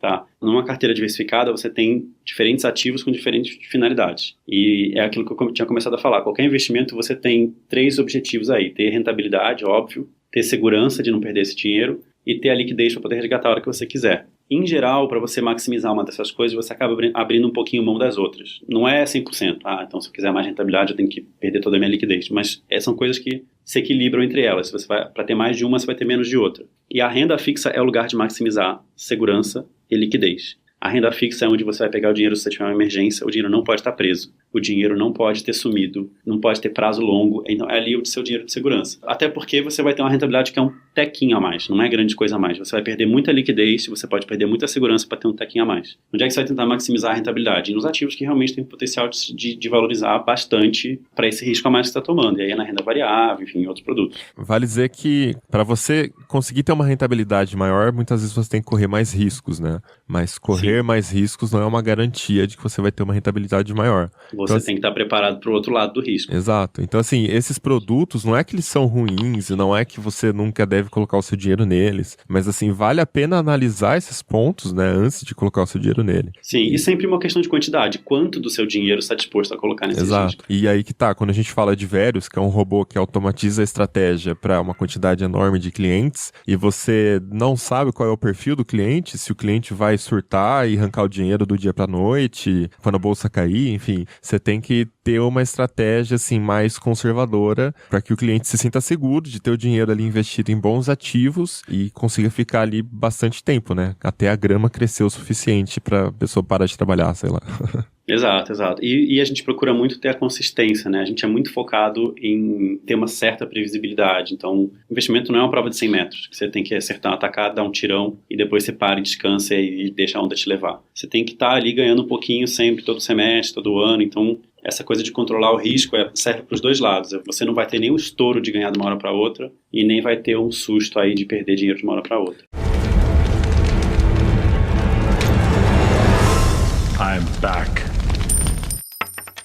É curioso quando você fala... A gente tem que pensar nesse trio, né? Quando a gente vai escolher um investimento, que é risco, a rentabilidade e a liquidez. Mas tem o investimento, por exemplo, mais tradicional de todos no Brasil é a caderneta de poupança. Que é uma jabuticaba, né? Uma coisa super... Exatamente. E a gente viu, por exemplo, a Selic diminuindo para baixo de 8,5%, o que significa que a rentabilidade da poupança fica ainda menor, né? Acima de 8,5% ela tem uma regra, abaixo de 8,5% ela tem outra regra, que é, assim, rende uma miséria, basicamente. Faz sentido hoje você investir em poupança, colocar o dinheiro na poupança? Olha, eu ia ser meio extremista e falar que nunca fez, mas aí eu estaria errado. É porque assim, a poupança hoje é um investimento que não tem nenhuma justificativa racional para você deixar o dinheiro na poupança, a não ser você dizer assim, eu tenho medo. Beleza, é irracional, mas você entendeu que é por medo que você está deixando lá. Muito do que a mídia faz com a poupança é ficar comparando poupança com fundo DI. E aí é comparar com o fundo DI de taxa alta, que é fundo de banco, né? E o momento em que ela fica mais próxima de ganhar esse jogo é a hora que a Selic está um pouquinho acima do 8,5%, porque ela está na regra ainda antiga e os outros produtos estão perdendo um pouco da rentabilidade por conta da queda da Selic. E a regra nova da poupança, uma coisa que muita gente não atinou, é que ela veio justamente para impedir que a poupança seja um investimento mais rentável do que os produtos de renda fixa, os outros. A mudança foi justamente para evitar que o dinheiro se concentre na poupança, né? Então, ela não vai ser vantajosa mesmo. Assim, é para isso que a regra está aí, para garantir que a poupança não seja vantajosa. Por que as pessoas em geral ficam lá? Porque medo, né? Porque tem essa percepção de que é segurança. Por que a poupança é tão popular? A poupança tem 600 bilhões de reais de sei lá quantos milhões de pessoas. É um investimento mais comum no Brasil. Uau! Quer dizer, o real circulante no Brasil é 220 bi, eu acho. Então, se todo mundo resolver sacar o dinheiro da poupança, não vai rolar. Não, exato. Assustador um pouco, né? Por que a gente tem um histórico de poupança? A gente tem um histórico que já não dá mais para chamar de recente, tá? Mas um histórico de até algumas décadas atrás de hiperinflação, juros nas alturas, do nosso mercado financeiro, que era uma loucura, era uma selva, assim, não tinha regra, era um tal de passar a perna no investidor pequeno, enfim, dia sim, dia não. Então as pessoas se acostumaram. Na época do meu avô, a boa dica de investimento era põe dinheiro na poupança e compre imóveis. Né? Era, não necessariamente poupança, mas renda fixa e imóveis. Não tinha sentido para você ficar comprando outros investimentos ou sofisticando uma carteira. E a gente viveu 1, 2 gerações em que ninguém teve necessidade de aprender nada além disso. E aí a realidade, por exemplo, da nossa geração, tô hoje com 34 anos, né? Então o pessoal que está hoje aí na vida adulta, não tinha em casa os pais que soubessem investir, que tivessem tido necessidade de investir. Mas o mercado mudou muito da época em que essa dica da renda fixa em imóveis foi construída, e as pessoas não mudaram a estratégia. Né? Então hoje a gente tem um mercado muito mais regulado. A CVM, que é vamos dizer assim, o xerife do mercado financeiro brasileiro, é exemplo no mundo todo. Entendeu? Ela vai dar aula de regulamentação na IOSCO, que é a Associação Mundial aí de CVMs. A gente tem estruturas muito mais seguras, o dinheiro circula muito mais rápido de uma pessoa para o outro do que em vários países que a gente considera mais desenvolvidos que a gente. Então a gente tem um mercado financeiro respeitável, né? E tem taxas de juros que, apesar de não serem ainda entre as mais baixas do mundo, já são também um pouco mais civilizadas. Então ficar só na renda fixa é roubada. E aí a pessoa fica pela simplicidade, pela facilidade ali, sem perceber que a poupança, por exemplo, não rende todo dia. Então ela tem uma liquidez falsa, que se você tirar o dinheiro sem ser no aniversário, você perde dinheiro. O conceito de liquidez é resgatar sem ter perda financeira. A poupança tem uma rentabilidade muitas vezes fica abaixo da inflação. Então, se você olhar os números, aí tem anos em que quem está na poupança perdeu dinheiro, perdeu o poder de compra. Por mais que tenha sido uma rentabilidade positiva, se ela ficou abaixo da inflação, você tem menos capacidade de compra do que você tinha no começo. Mas a segurança ela tem mesmo. Assim, é uma coisa segura. A confisco da poupança foi um caso muito atípico, a probabilidade de acontecer de novo é muito pequena. Dá para considerar que a poupança é segura. Só que o Tesouro Direto, o Tesouro Selic especificamente, é tão seguro ou mais seguro do que a poupança, é mais líquido porque você tem rentabilidade todo dia, você pode resgatar todo dia, e é mais rentável, tem uma rentabilidade muito maior que a da poupança. Então não tem porquê. Se você não quer entender nada de investimento, isso é uma dica que eu dou. O cara às vezes fala assim, Felipe, você fala muito de investimento, tô cansado, tô com dor de cabeça, cala a boca. Tá, o cara Tá que tá só na poupança, não quero saber de nada, o que ele faz? Exato, o cara fala assim, eu não quero saber de nada, cala a boca, eu não quero velhos, não enche meu saco. Eu falo, então faz o seguinte, por favor, só sai da poupança e põe no Tesouro Selic. Ok. Entendeu? Pega o Tesouro Selic e não lê nada que te mandarem, porque muitas corretoras também trabalham com a taxa zero.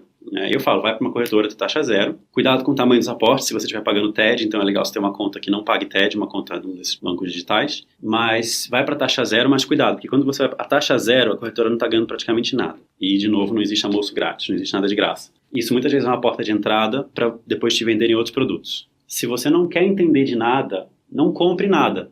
Fica no Tesouro Selic, entendeu? Não vai sair comprando sem entender. Se você for querer sair comprando sem entender, você tem que ter alguém de confiança no meio do caminho. A taxa zero é zero até o momento que você compra algo que não é mais taxa zero, né? Exatamente. Okay. Exatamente. E aí tem outros produtos, tem os famosos produtos sem taxa, entre aspas, né? Que é o sem taxa explícita, né? Que passa tudo na linha do custo escondido. Inclusive tem tudo a ver com o que a gente se propõe a fazer, que é dar para o cara uma relação de confiança em que ele pode, com a Verius, diversificar em 5 tipos de investimento diferentes, sem precisar entender a fundo, a partir do momento que ele confie na gente. Então, a confiança é a parte-chave aí também do meu trabalho, é mostrar para o cara que eu estou fazendo um trabalho sério, que eu estou cobrando de uma forma justa, que o meu preço é barato, que eu estou prestando atenção na conta dele, e construir essa relação de confiança, a partir do momento que você confia, aí você está delegando para outra pessoa cuidar disso. I'm back. Bom, vamos falar um pouquinho mais sobre preço médio, né? Eu cheguei a citar a questão da galera que faz um aporte alto, compra quando tá na alta e aí depois cai e o cara surta e faz a venda. Tudo bem que assim, quando você entra na Verius, você tem uma estratégia que já tá diversificando o seu investimento. Você não tá aportando tudo numa coisa só. Então sua carteira já tá bem diversificada. Ali dentro de Tesouro Direto mesmo, você já tem várias estratégias diferentes, um pouquinho para longo prazo, outro com liquidez diária. Quando você fala de ações, são 2 ETFs, mas uma ETF americana que tem aí 500 maiores empresas e a brasileira que é as 50 maiores empresas, né, do Brasil. Isso. Que é o PIBB, exato, né? Então, isso. Assim, o conceito do preço médio, a pessoa ir fazendo aportes aos poucos, como que isso se encaixa quando você tem um robô fazendo a gestão da carteira? O robô já vai comprando o que está mais barato? Ou o que acontece quando você tem, vamos supor que ano que vem estoure uma crise no Brasil, tipo 2007, e a Bovespa caia para os 30 mil pontos. Hoje está em 72, sei lá. O que vai acontecer? O que o Wesley vai fazer nesse caso? O mesmo cara que escreveu aquela frase da grama crescendo, também tem um artigo muito bom dele que fala assim, às vezes a coisa mais difícil a se fazer é não fazer nada, né? Então, em geral, você tem que ter cuidado com esses momentos de crise para não tomar uma decisão emocional e errada, tá? Resgatar é a coisa mais clássica, né? Se você tá ali, sangue frio, se aquela carteira foi montada para longo prazo, você não vai precisar do dinheiro agora, etc., é a hora de você olhar o que caiu mais e geralmente fazer aporte nesses ativos que caíram mais. Qual que é a única coisa que você tem que entender? Se esses ativos caíram muito porque realmente eles estão perdendo valor intrínseco ou se é por um movimento exagerado do mercado. Caso clássico no Brasil, OGX. A OGX foi caindo e tinha gente falando compra, e eu olhava aquilo e falava, cara, não faz sentido nenhum comprar esse negócio. Assim, mas aí a gente tá falando de uma empresa só, né? Mas quando a gente fala de uma ETF, se tá caindo a ETF muito, tipo 20%, 30%, é o mercado é uma todo. Crise, né? Sim, é o mercado todo e geralmente é uma reação exagerada. O mercado financeiro tem esse hábito de reagir, overreact, né? Reagir demais às coisas. Tanto para cima, a empolgação, quanto para baixo. Em geral, para cima é mais devagar, ela vai se acumulando ao longo das semanas, né? A empolgação, e para baixo é súbito, porque todo mundo quer tirar rápido com medo de perder, né? E nessa hora que todo mundo quer tirar rápido, todo mundo põe à venda, tem muita oferta, pouca demanda, o preço despenca. E aí, se você é um cara paciente, é hora de você comprar. E aí comprar. tem até a questão do stop loss, né? Que conforme começa a cair, vai ativando o stop loss de muita gente, que é a venda automática do ativo, né? Quando você compra uma ação. Tipo assim, o stop loss é uma trava de segurança, tipo... É o máximo de perda que você aceita. Tipo, quando o Joesley denunciar alguma coisa lá e a Bovespa cair, tipo, 15%, para isso que serve o stop loss, né? Vai atingir o stop loss de muita gente e aí isso pode criar um efeito em cascata, de cair mais porque tá caindo mais. Mas acho que o Riga trouxe um outro conceito. São esses disparos dos investidores institucionais e fundos, das contas em que se cai o preço, ele põe à venda também. E o outro é o da Bovespa, que suspende a negociação quando tá caindo demais. Sim. Justamente para evitar essas reações em cadeia de pânico, né? Mas o próprio Buffett, Warren Buffett, por exemplo, tem uma frase que fala para você: seja cauteloso quando as pessoas estão gananciosas, seja ganancioso quando elas estão com medo. Ele fala quando tem sangue nas ruas. Assim. Alguém ouviu o Bitcoin ou fui só eu? Mas o que é legal, por exemplo, de uma automação? O que aconteceu no dia 17 à noite, 17 de maio, saiu a notícia lá do Temer com a JBS. Os caras sabem de cor a data do que aconteceu no negócio. Lógico. Meu Deus. Foi um dia traumático na Veres, né? Não, esse é o mais legal, foi um dia traumático no mercado inteiro, na Veres não foi um dia super feliz, cara. Porque eu não tenho que sair correndo, a estratégia foi montada para isso, né? Nos últimos 14 anos que a gente tá olhando, já aconteceram momentos como esse várias vezes. Mas peraí, quantos e-mails de pessoas vocês receberam pedindo pra sacar? Cara, eu devia ter compilado para vocês as respostas, porque eu tive um cliente que sacou, tá? E tive algumas pessoas preocupadas. Só que o que acontece? Logo de manhã, no dia 18, a gente já sabia que ia ser um dia de volatilidade. Então eu mandei um e-mail para todos os clientes com o assunto: sim, hoje teremos volatilidade. Eu lembro desse e-mail. E aí eu explicava. Vocês são clientes, vocês receberam. Então eu explicava o que esperar dos próximos dias, né? Então, assim, é normal, aguente. Ainda dei essa provocada no final, eu ia colocar isso, falando, galera, hoje é dia de depositar, dia 18, que foi o dia que o mercado despencou, era dia de depositar. Aí o pessoal falou, a Aninha e a Isa falaram, não faz essa provocação não, porque as pessoas depois se depositarem, o mercado cair mais no dia 19, vão botar a culpa em você, e realmente, isso tem que ser do conforto que cada um tem. Então eu botei uma provocação bem pequena no rodapé, assim, falando, frase do Buffett e tal, não sei o que lá. O que eu fiz com o meu dinheiro? Eu tenho uma reservinha de emergência que fica fora da Veres, o resto tá na Veres. Peguei metade da minha reserva de emergência e joguei pra dentro. E falei, se no dia 19 cair mais, eu jogo o resto. Fico sem reserva de emergência. Primeiro porque a nossa liquidez é de 5 dias úteis. Então, no caso de uma emergência real, eu passo cartão de crédito, mando sacar e pago depois na fatura, né? Então, a reserva de emergência está ali mais por uma formalidade do que realmente uma necessidade. Segundo, porque eu não precisei parar para ver o que caiu mais, o que não caiu. Eu joguei a TED e fui trabalhar. E o Wesley que se vira para comprar depois o que caiu. E eu outro dia eu estava conversando com uma pessoa do mercado financeiro que trabalha com isso também, que também fez aporte, e ela falou, eu fiquei até sei lá que horas da tarde esperando o mercado abrir para comprar os pré-fixados do Tesouro Direto. Porque o mercado ele parou a negociação, interrompeu. Então você não podia comprar durante o dia, só foi abrir no meio da tarde. Então a pessoa perdeu o dia de trabalho apertando F5 no site da corretora para fazer a compra, porque quando despenca o preço, a taxa de remuneração aumenta, né? Já que é pré-fixado o valor final. E eu falei, não, eu joguei o dinheiro lá, e desencanei, quando foi no final do dia, à noite, eu olhei, o Wesley tinha comprado, que caiu mais, e a Bolsa Brasil e tal. Então, é uma questão também, aquilo que eu falei, de otimizar o meu tempo. Eu gastei, 2 minutos, fiz uma TED, e fiz a compra de forma eficiente. Né? Então, do ponto de vista de estratégia do produto, dá para dizer que é um produto para cliente que não quer ter trabalho, é isso, né? Sendo um cliente total. que entende de investimentos e confia na carteira e fala, beleza, seria a estratégia que eu faria por conta, mas toma aí, você tá eliminando o trabalho que eu vou ter com isso. Ou sendo um cliente que não entende nada de investimentos, mas tem uma estratégia ali comprovada, que funciona, que é baseada aí em várias, né? Até no blog da Vero, se a pessoa quiser entrar e ler, eles explicam aí as estratégias que eles basearam para montar a carteira e tal, é bem embasado. Que também é uma carteira conservadora e que ele, cara, esquece variação, esquece o dia a dia, vai usar esse tempo pra ir no cinema, pra ir dar um rolê, sei lá, né? Sim, cara, o nosso serviço, ele tem a ver com rentabilidade, mas ele tem até mais a ver com paz de espírito, assim, é pra você ficar tranquilo, porque eu tô falando, quando você fala de startup, de coisa pela internet, etc., eu tô falando de cuidar do patrimônio das pessoas, assim, que elas estão, muitas vezes elas estão acumulando há anos, há 10, 20 anos o patrimônio que elas estão botando na minha mão. Se o cara não for ficar tranquilo, não faz sentido, entendeu? Então a gente é muito focado nessa coisa de deixar o cliente tranquilo de que a coisa é conservadora. E isso é bom, por exemplo, nessa hora da crise, eu posso falar para as pessoas, depositem hoje, porque eu não vou ter calote nos meus papéis, entendeu? Eu não vou ter descolamento de preço nas ações que estão na carteira, nada disso. Ela vai seguir o índice, os papéis vão pagar o valor que está previsto, porque não tem esses ativos financeiros. Eu não tenho preocupação se o banco vai quebrar no meio do caminho. Eu já vi algumas histórias de amigos, assim, investidores e tal, que o pessoal simplesmente sacou tudo que tinha em ações ou que tinha em outros títulos, assim, que variavam mais e colocou tudo no Tesouro Direto NTNB, porque você tem a garantia da inflação mais o cupom ali por fora, né? E eu falei, cara, mas por que você está fazendo isso, sabe? Você entende de investimento, você pode montar uma estratégia, você pode, sei lá, ter uma carteira ali que você vai fazendo um aporte mensal e, sabe, não é difícil, você sabe fazer. Ele falou assim, cara, o problema pra mim é que eu ficava tão ansioso acordar e catar o aplicativo para ver a variação do Ibovespa, ou ficar prestando atenção no mercado, quem que vai ser o próximo presidente, o próximo ministro da Fazenda, o que o pessoal vai fazer com a Selic, enfim. Ele falou, não compensava para mim a ansiedade que eu tava tendo, então no final das contas, para mim, compensou mais ter essa tranquilidade de deixar meu dinheiro só nesse título que eu considero que é o mais seguro no longo prazo e, cara, viver tranquilo, colocar a cabeça no travesseiro e dormir, né? Então, a Verus, eu entendo, para mim, quando fala de robô investidor, para mim, é isso que tem que fazer, né? Você tem uma estratégia acertada para você não se preocupar com o seu dinheiro. Você só coloca lá e já era. E esses teus amigos também tem uma questão. Todo esse desgaste, todo esse estresse, sem nenhuma garantia de que ele vai conseguir um resultado melhor do que a NTNB. Não é que ele está abrindo mão de retorno para ter tranquilidade. Era capaz desse cara passar 20 anos tentando ganhar do mercado e no final olhar para trás e falar, caraca, eu teria ganhado mais deixando na NTNB.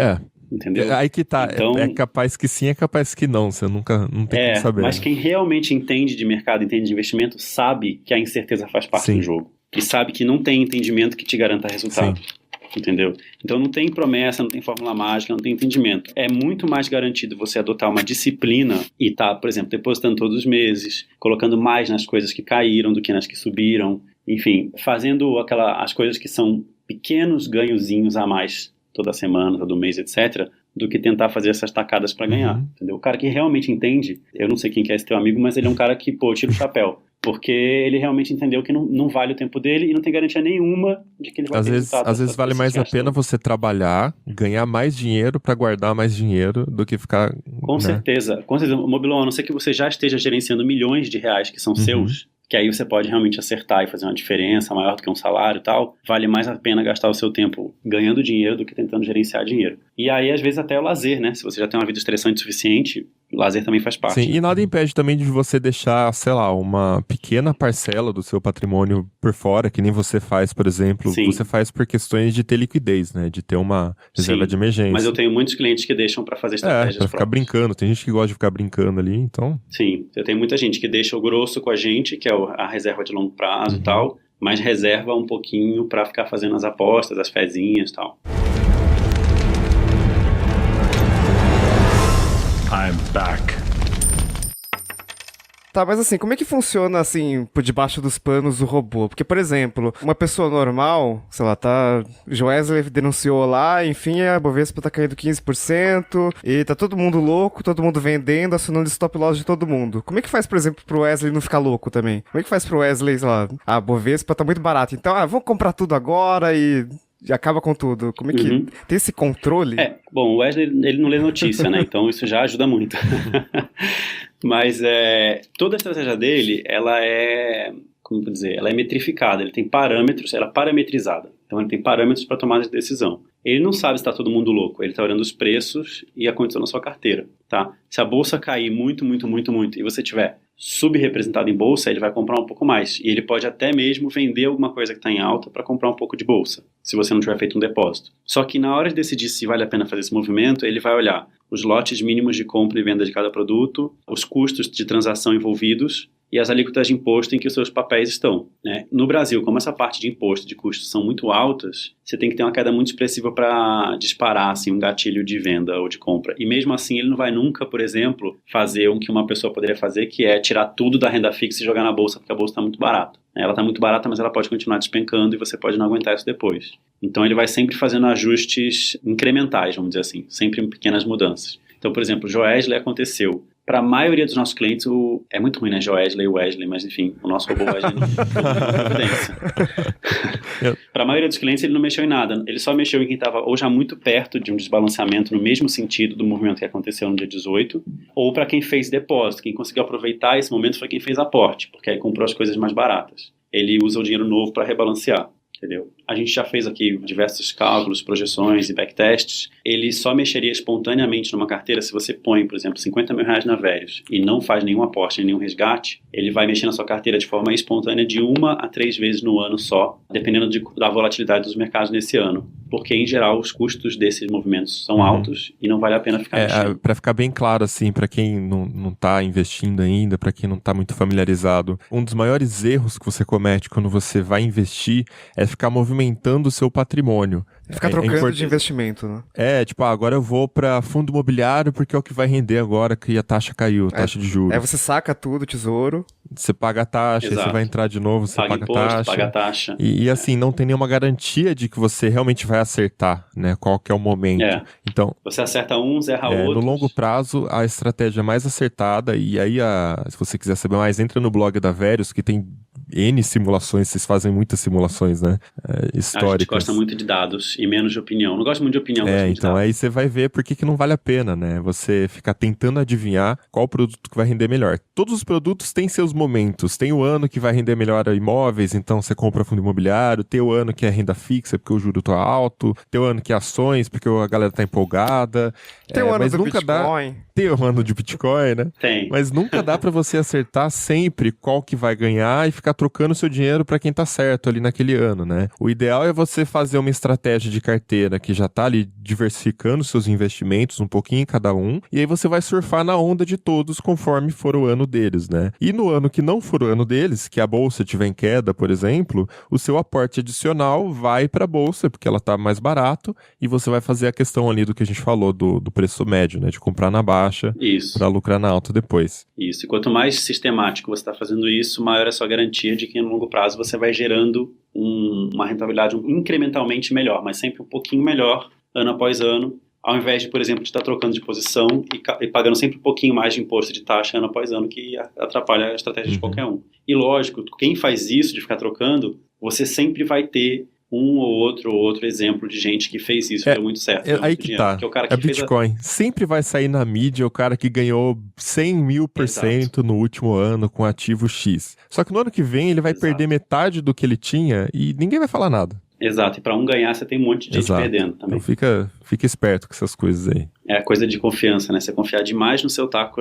Eu sou o cara que vai ganhar mais que todo mundo esse ano. Será?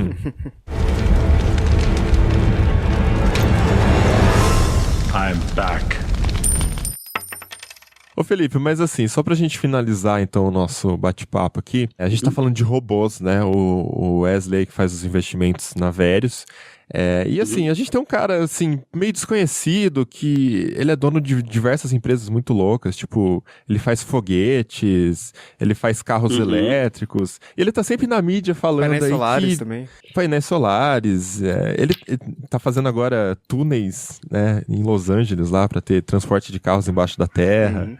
Ele tá na mídia falando o tempo todo que os robôs vão tomar o mundo, temos que tomar cuidado com os robôs, Terceira Guerra Mundial, enfim, Revolução das Máquinas. Eu acho que eu vi esse filme. Né? Então, assim, eu queria saber por que eu posso confiar num robô de investimentos? Ou eu devo confiar num robô de investimentos? O Wesley não vai pegar meu dinheiro ali e usar pra ele, enfim. Por que confiar no Wesley? Vamos lá, tem vários aspectos disso. A primeira questão é assim, você não deve necessariamente confiar só porque é um robô. E nem desconfiar só porque é um robô. Não tenha preconceitos, basicamente. Não tenha preconceitos. Um robô pode ser programado, por exemplo, para fazer a mesma coisa que um gerente de banco, te empurrar o produto mais caro. Ou o produto da casa. Isso aí é natural. Como a gente falou lá, o robô é uma automação de algum processo. Esse processo pode estar sendo feito por um ser humano, que ao invés de ter um robô, ele tem uma planilha dizendo para ele qual é o produto que paga mais bônus e ele te empurra. Tá? O que você tem que avaliar e decidir é se você confia nas pessoas que desenvolveram e que cuidam desse robô. E aí você tem uma questão de confiança na índole e na qualidade do trabalho, e tem uma questão de confiança no processo. O robô vai falhar, você não vai, enfim, você vai dormir ou você não vai, esse tipo de coisa. Então, por exemplo, quando você fala de um robô de alta frequência, que foi aquele que você pintou no começo, a questão dele estar online quase 100% do tempo e nunca cair, etc., é super importante, porque você está falando de transações ali em microsegundos. Se o servidor der uma engasgada, você perde o melhor momento. Você pode perder a sua estratégia toda, exatamente. Né? No caso do Wesley, apesar da gente cuidar para que ele não caia, não saia do ar, se isso acontecer, não é uma tragédia, porque a gente tem esse perfil mais conservador de comprar e segurar os papéis, né? E se, vamos supor que ficasse, sei lá, um dia inteiro fora do ar, o pior que vai acontecer é você comprar as coisas no dia seguinte, que não é nenhum Deus nos acuda. Então, a primeira coisa é avaliar se você confia em quem programou. E aí, se você confia nessas pessoas que programaram, por que um robô deveria aumentar a sua confiança no trabalho que elas estão fazendo para você? Né? Primeiro porque você sabe que está sendo desenvolvido por profissionais da área, ao invés de ser pessoas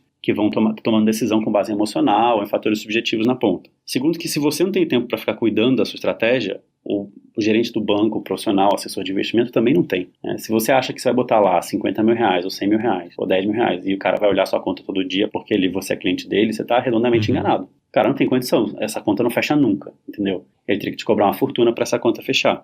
Então, o robô, a gente até passou raspando um pouco por esse assunto, ele aumenta a capacidade de atuação de uma equipe de profissionais. Se você confia nessa equipe, ele vai aumentar a qualidade do trabalho que as pessoas estão fazendo. Então, essa coisa de olhar, eu aqui eu sei que eu consigo olhar as contas de todos os clientes todos os dias. Não sou eu olhando, né? Felipe São olhando. os robôs. Eu sei que tem uma série de verificações sendo feitas todo dia e se alguma coisa estiver fora do esperado, tem um aviso e aí a gente consegue olhar aquela conta. Enquanto não tem um aviso, a gente sabe que elas estão dentro do esperado. Mas quem está investindo está confiando na estratégia da Verius, não do robô. Com certeza, né? E pode confiar que o robô faz com que a estratégia da Verius seja executada de maneira mais robusta, né? De maneira com menos falha, mais precisa, exatamente, com menos falha. Se ao invés de falar robô, eu estivesse aqui falando, vou fazer a estratégia essa, e por trás fosse um monte de analista ou estagiário fazendo a operação, você poderia ter a mesma estratégia, mas a chance de você ter erro é muito maior. Você ia ter um gasto muito maior com café, né? Pra manter todo mundo alerta. Exato, o custo. Apesar que café eu gasto, viu? Porque o povo mas imagina um time de 200 estagiários ali fazendo operação todos os dias. É verdade. O custo de café ia sair pelas alturas. Isso é difícil. E isso permite também que a gente reduza o preço, né? No final das contas. Porque o Wesley não come, não toma café, não precisa comprar roupa, não paga aluguel. Então, ele é uma forma mais eficiente de cuidar dos clientes e mais barata de cuidar dos clientes, seguindo uma estratégia que é nossa. Então, a relação aí será que você confia na gente? Bom, aí pra quem quiser saber mais é só entrar então no blog da Verius, né? Como eu falei, eles postam muito conteúdo. Aliás, a estratégia da Verius de crescimento é muito baseada em conteúdo, né? Em explicar o que vocês fazem, por que vocês escolheram tal ativo, ou por que o cliente não deve se desesperar no dia pós-delação do Joesley. Eu acho que esse trabalho de educar, ele é muito mais importante, principalmente aqui no Brasil, porque como a gente falou desde o começo, aqui a galera ainda tem essa cabeça de investir em imóvel porque é físico, ou de investir na poupança, né, ou muito renda fixa, ou se assustar quando o mercado cai, né, enfim, então vale, o investimento maior que a gente tem que ter nesse momento é se educar um pouquinho. Por mais que você não vá gerenciar diariamente a sua carteira, né, quando você confia o seu dinheiro num robô, é interessante você saber o que o robô está fazendo, por que ele está fazendo aquilo, para daí também já ficar tranquilo que é a melhor estratégia de acordo com o seu perfil de risco. E para a gente é super importante que essa seja a estratégia de crescimento e de atração de clientes, porque tem a ver com você não pegar o cliente para o cliente, mas sim com o fit, ou seja, o nosso serviço é realmente atender a necessidade do cliente. Então, se ele compra sem entender, a chance, por exemplo, dele, depois que entrar e falar, não era bem isso que eu pensei, ou enfim, não era isso que eu queria, é maior. E aí isso não é bom nem para mim nem para ele, é um desgaste para todo mundo. Então, a gente investe muito tempo, no caso, né, nosso, para produzir material educacional, produzir conteúdo de qualidade. A gente está com um canal no YouTube agora também da Verius, tem lá um curso de investimento para iniciantes, enfim, tem alguns conteúdos legais para garantir que as pessoas avaliem um pouco da proposta antes de simplesmente criar a conta e mandar o dinheiro. Né? E aí, se ela conseguiu avaliar, a chance dela entrar e ser um cliente satisfeito porque ela sabia o que ela estava comprando é muito maior. I'm back. Então é isso, a gente vai chegando ao final de mais um episódio do Tecnocast. Se você quiser continuar essa discussão com a gente, só mandar um e-mail para tecnocast@tecnoblog.net e não esquece de também indicar esse programa para o seu amigo investidor aí, que acha que é o reizão, que consegue adivinhar os melhores momentos para comprar os melhores ativos, né? Então compartilha com a família para aprender também sobre investimentos e aproveita e entra na iTunes Store e dá 5 estrelinhas no Tecnocast para ajudar a divulgar o programa. Felipe, você quer deixar alguma mensagem aí pro ouvinte, se ele quiser conversar com você? Posso. Agradecer vocês primeiro pelo convite e os ouvintes pela paciência de me aguentar até aqui. Acho que até mais do que seu amigo espertão, acho que perguntar pro seu pai, pro sua tia, pro seu avô se eles têm dinheiro na poupança e aí sim indicar para eles esse Tecnocast e até o nome da Verius. E eu queria deixar com vocês 2 links para passar para os ouvintes, né? Dependendo um pouco do estágio de cada um, como é que a pessoa se sente em relação a esse assunto. Quem quiser aprofundar um pouquinho mais, acha que conhece muito pouco sobre investimento, que é uma visão básica do que é importante avaliar, nós temos um curso de investimentos para iniciantes. São 7 videoaulas gratuitas, você se inscreve através do nosso site e recebe no seu e-mail 1 por dia. As aulas têm duração aí entre 5 e 10 minutos cada uma, é curtinho. As professoras são as melhores do país, que são a Isa e a Aninha. A Isa cuida da nossa comunicação aqui. E a Aninha é economista e a mãe do Wesley, é programadora também. É uma das responsáveis pela nossa estratégia de investimento. Então eu vou deixar um link para quem quiser se inscrever nesse curso de investimento e aprender um pouquinho mais. E é legal esperar até a última aula, que na última aula eu vou lá dar algumas dicas infalíveis para cuidar do seu investimento direito e não ter susto. Boa. E o outro link, a gente hoje, para começar com a Verius, o investimento mínimo é de R$12 mil. E a gente tem um link que eu posso deixar com vocês para os ouvintes do Tecnocast poderem começar com 5 mil. Então, uma oportunidade de testar, uma redução aí de quase 60% do valor mínimo para fazer o teste. E aí, se gostar, depois a pessoa vai trazendo dinheiro, vai colocando mais para a gente cuidar, mas tem uma experiência mais fácil e com um compromisso menor. Bacana, isso é legal porque tem aqui na nossa audiência, né, tem muito jovem também que está começando a carreira em TI e já está ganhando uma grana e tal. Né? Não sabe o que fazer com aquela grana, olha aí, já. Sim, perfeito, porque, cara, pra gente, o nosso serviço, o que a gente vê é que ele é ideal pra quem tá poupando, pra quem tá guardando mesmo, porque eu tiro da pessoa aquela aflição de todo mês ter que escolher pra onde mandar o dinheiro. Ela vai mandando sempre pra uma conta dela, o nome dela, o dinheiro nunca passa pela Verius, e a gente vai só dividindo esse dinheiro entre os vários investimentos que estão na conta dela. Bacana, então os links estão lá no post deste Tecnocast. Então só para agradecer aí de novo, Felipe, por participar deste episódio com a gente. Por nada, obrigado. E a gente volta daqui 15 dias com mais um programa. Até lá. Tchau.